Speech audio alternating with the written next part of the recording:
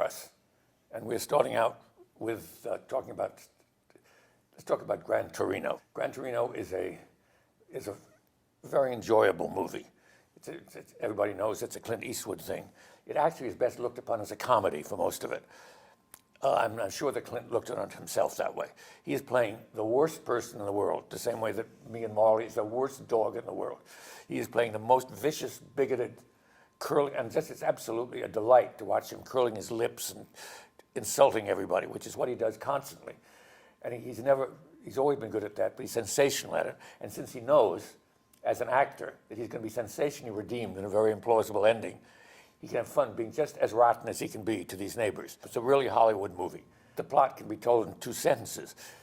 He's a tough guy who worked for 40 years at Ford, and a bunch of Hmongs moved in next to him. All the white people have left. Pronounced Hmong. Hmong, thank you. They're Hmong people, and he naturally does not like this. He spits every time he sees them, and what are they doing in this neighborhood? And he really hates them. And then a gang of even worse Hmongs or something come to terrorize his neighbor Hmongs, and he rises to the occasion, as Clint does. I consider it consciously based on High Noon to some extent. It's that type of movie. One guy is waiting. The gang is going to come around and try to kill him. You know that. I am less enthusiastic, even though Clint is a senior director, which we have to admire, a real geezer, and looks like a geezer in this. Looks really old.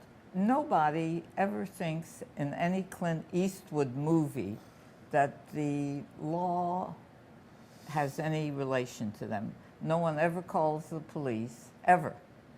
And that's the thing I object to in the movie. Well, actually, a good thing of the movie, there's a priest who's quite important in it.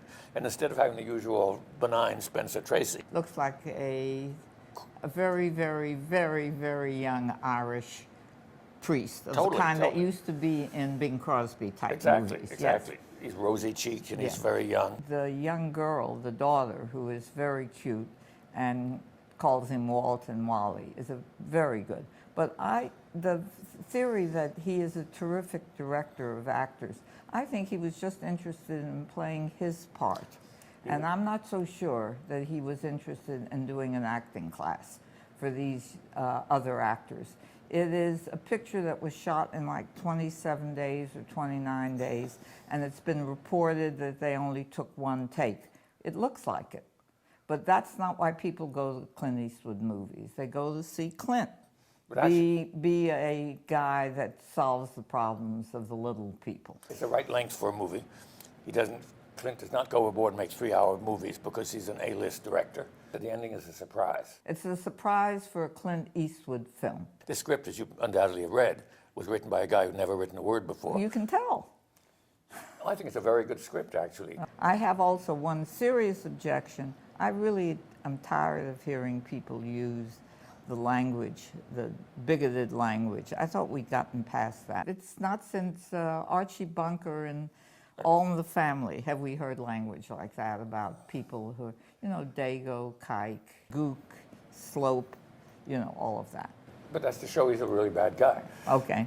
He teaches the Hmong boy how to be a tough guy, how to ask a girl for a date, how to talk to people, from a boss to the barber. And the idea is that you talk about that they screwed you when you tried to buy a car, that when you went in to have your TV fixed, they fucked up. Excuse me, I guess we can't use that word. But that's the way you're supposed to behave to be a man.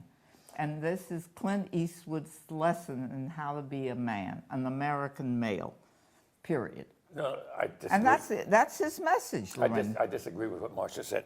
To me, the thing I laughed at was Clint himself, at the close-ups of him standing on his steps and saying, "Argh, yeah. Get off my lawn." Get off my lawn with a rifle. I mean, this is funny. And he was a veteran of the Korean War. In fact, there's a line in the script. A lot of lines. It's the same line that he uses in The Unforgiven to the guy who wants to be a well-known #1 killer in the West. You don't want to kill people. That's right.